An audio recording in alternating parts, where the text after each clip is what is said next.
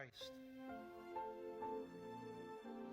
May he make of us an eternal offering to you, so that we may obtain an inheritance with your elect, especially with the most blessed Virgin Mary, Mother of God, with blessed Joseph, his spouse, with your blessed apostles and glorious martyrs, and with all the saints on whose constant intercession in your presence we rely for unfailing help.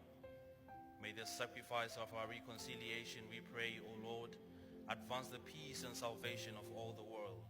Be pleased to confirm in faith and charity your pilgrim church on earth, with your servants, Francis our Pope, and Christopher our Bishop, the order of bishops, all the clergy, and the entire people you have gained for your own. Listen graciously to the prayers of this family, whom you have summoned before you in your compassion, O merciful Father.